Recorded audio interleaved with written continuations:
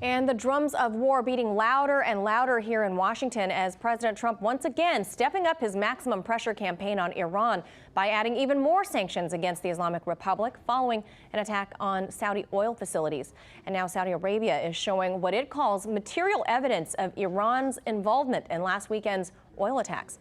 RT correspondent Sayeh Tavangar is following the escalating tensions between these countries. She's joining us live from the newsroom with all the latest details. Sayeh?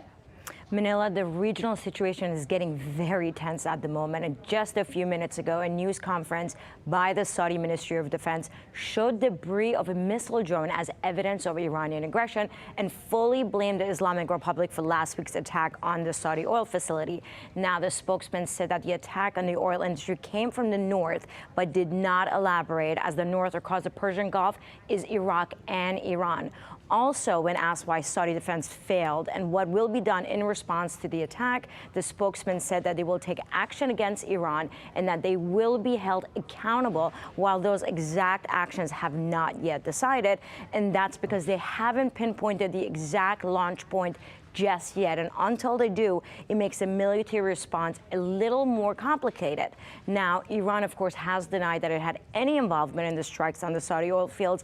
And today, Iranian President Hassan Rouhani said Saudi Arabia should see the attack as a warning to end the Yemen war. Take a listen.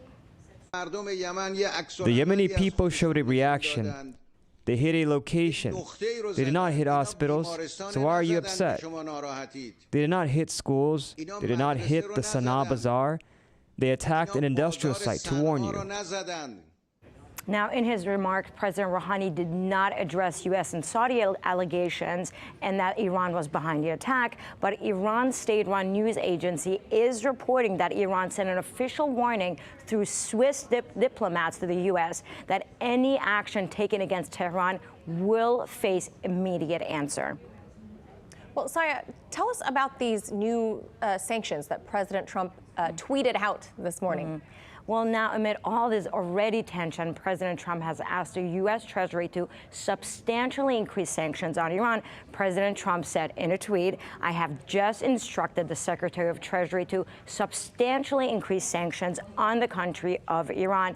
But it wasn't immediately clear to whom the sanction would apply and what's really left to sanction, really, in Iran. Already the sanctions on Iran's oil export is crippling the country, and there's also personal sanctions on members of the Iranian government. So not sure really what's left to sanction. Also, as you know, there was so much speculation that President Trump and President Rouhani might talk next week during the UN General Assembly in New York. But President Trump said aboard an Air Force One that he does not intend to meet with President Rouhani. Rouhani likewise said he would not meet with Trump. So just a lot of unknowns, and we're just monitoring this as we go along. Manila, back to you. Tavangar, thank you for that report.